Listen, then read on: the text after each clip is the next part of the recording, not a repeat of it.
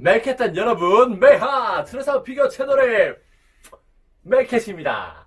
자, 오늘은 따끈따끈한 신상 피겨를 준비해 봤습니다. 바로 제가 감명있게 봤었던 페이트 그랜드 오더 절대마수전선 바빌로니아에 등장하는 여신 2명.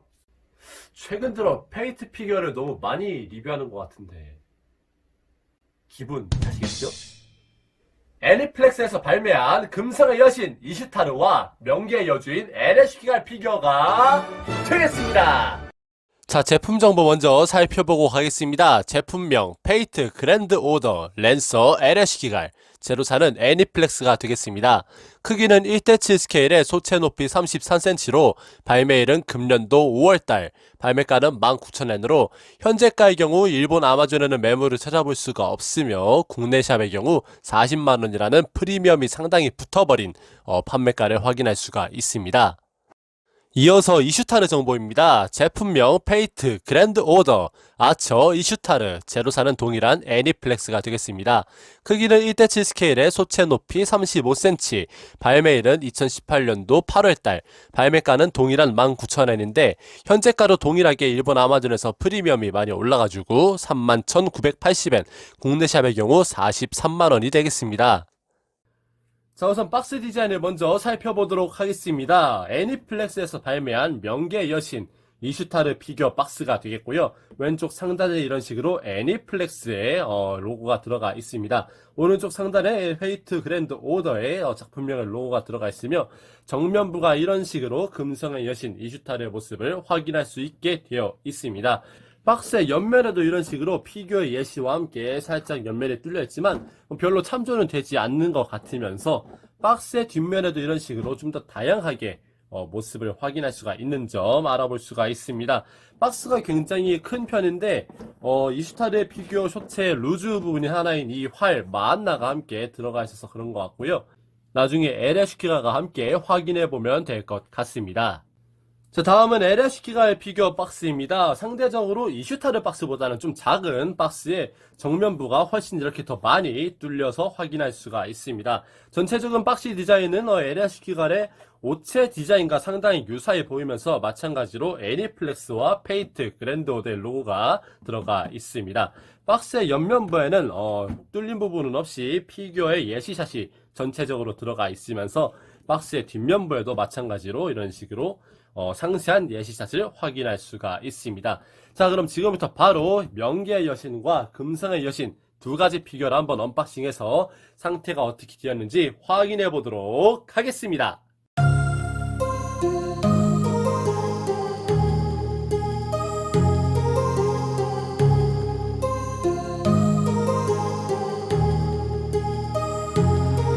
My heart rages around like an ocean in my head because there are so many things that I left unsaid.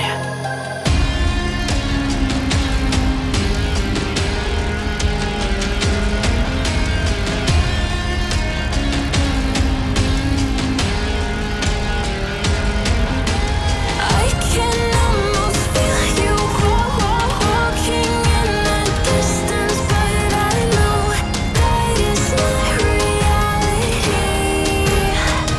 If you are echoing around inside these parallel dimensions all alone, now I'll find you in my dreams.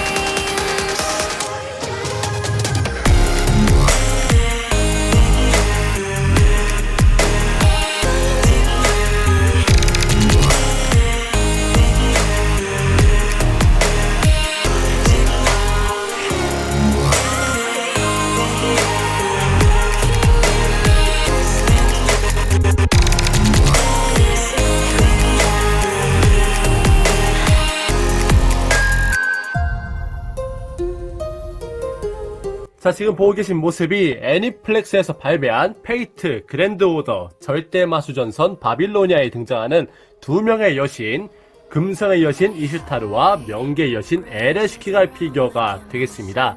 일단 피규어를 조립하면서 굉장히 애로사항들이 좀 있다라는 점을 깨달았어요. 그런 점 하나하나 양파 까듯이 상세하게 살펴보면서 지켜보기로 하고요.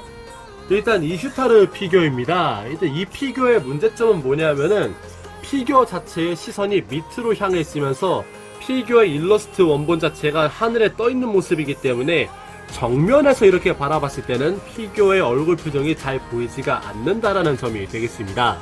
일단 얼굴 조형을 보시면 제가 피규어를 최대한 정면에서 바라보게끔 카메라를 세팅을 해놨는데, 이런 식으로 피규어를 왼쪽 면을 봐도 오른쪽 면을 봐도 얼굴 표정 자체가 잘 보이지가 않는 그런 모델링이 되어 있습니다. 그렇다 보니까 조금 각도빨을 받는다라는 얘기를 안 할 수가 없겠고요. 이 각도도 나쁘지 않은데 정면이나 이 각도보다는 저는 개인적으로는 이 각도, 왜냐하면 이슈타르가 하늘에 떠 있는 상태이기 때문에 밑에서 위를 바라보는 형식으로 바라봐야만 이 이슈타르 피규어의 각도가 좀 제대로 보는 맛을 느낄 수가 있을 것 같고요. 일단 피규어의 전체적인 조형은 나쁘지 않습니다. 일러스트의 느낌을 그대로 잘 살린 것 같고요. 이런 식으로 철봉을 써가지고 마한나를 띄워주면서 이슈타르도 공중에 떠있는 듯한 그런 조형의 모습 아주 이쁘게 잘 살려준 것 같습니다. 복장을 살펴보면은 금성의 여신답게 하얀색 배경의 천옷에 금장식으로 이렇게 무늬를 치장해준 거는 굉장히 예쁘게 잘 나온 것 같고요. 허벅지에 이런 왕관 느낌 나는 액세서리 표현은 이슈타르의 어떤 보석을 좋아하는 습성을 아주 잘 표현을 해낸 것 같습니다. 머리카락의 조형을 보시면은 도색 미스 없이 이렇게 휘날리는 느낌으로다가 아주 잘 조형을 만들어 놨고요. 금성의 여신답게 이렇게 왕관을 표현해 놨으면서 깨알같이 토오사카린처럼 트윈테일에 리본까지 가미를 시켜줬습니다. 자, 뒷면에 있는 마한나를 살펴보시면은 이슈타르의 무기가 되겠습니다. 이런 식으로 굉장히 거대한데 하나의 손바닥만한데, 제가 아까 이 부분을 이렇게 한번 잡아봤는데 그냥 어린아이가 가지고 놀 수 있을 정도의 크기가 되겠습니다. 일단 마한나 자체는 밑에 이런 식으로 황동 기둥에 고정이 되어 있어가지고 전혀 움직임이 없으면서 이 활대와 활대 사이가 아크릴 봉으로 이렇게 지지가 되어 있기 때문에 굉장히 안정적인 스탠딩 효과를 볼 수가 있습니다. 거기다 이 활시위도 피부시지만 이렇게 당길 수 있도록 어떤 활시위의 느낌을 굉장히 잘 살려준 점 알아두시면 좋을 것 같고요. 자, 계속해서 이슈타르 피규어의 문제점에 대해서 한번 살펴보도록 하겠습니다. 이 이슈타르 피규어는 이런 식으로 피규어 의자에 받침대에 앉아서 스탠딩을 하는 스탠딩 형식이 되겠는데, 이게 굉장히 문제점인 게 뭐냐면은 이 각도가 아니라면 스탠딩이 조금 불가능합니다. 왜냐하면은 의자가 이런 식으로 회전을 시킬 수가 있거든요. 자, 회전을 시켜가지고 다른 각도로 앉혔을 때의 상태를 한번 보겠습니다.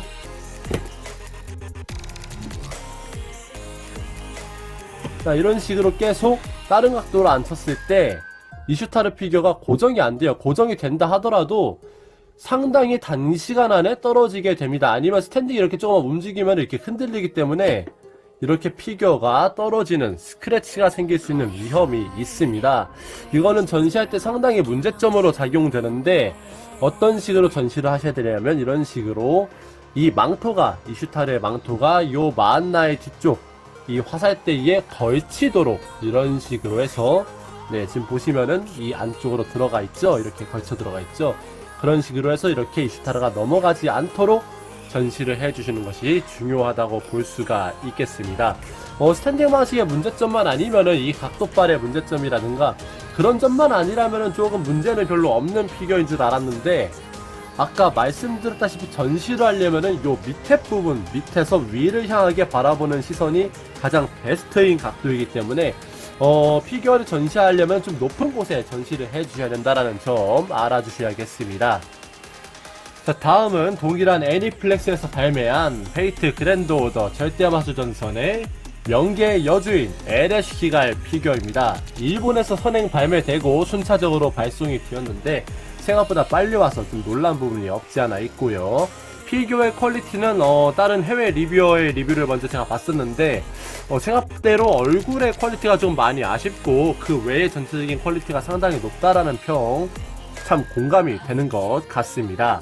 자, 일단 피규어의 얼굴 조형을 보시면요, 샘플로 나왔던 LH키갈 피규어 얼굴과는 조금 거리감이 없지 않아 있는 것 같습니다. 일단 각도빨도 많이 받는 것 같고, 전 전체적으로 이 정면샷보다는 좀 많이 상당히 틀어줘가지고 이 측면샷 부분이 훨씬 더 보기 좋을 것 같아요. 이쪽 측면샷은 글쎄요, 모르겠습니다. 이쪽도 망토에 좀 많이 가려져가지고 그렇지 나쁘지 않은 것 같은데, 전체적인 얼굴샷은 이런 식으로 뭐 가슴에 해골 액세서리도 많이 보이고 있고, 이쪽 측면으로 보는 얼굴샷이 훨씬 더 좋은 각도로 보이고 있습니다.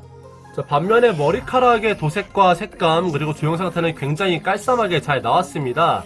뭐 도색 조형 상태도 뭐 나쁘지 않아 보이고, 색감도 약간 크림 베이지 색상으로 정말 이쁘게 잘 나왔는데, 실제로 눈으로 보는 질감도 휘날리는 느낌이 아주 잘 살아있는 것 같아가지고 이런 조형 정말 마음에 들고 있고요.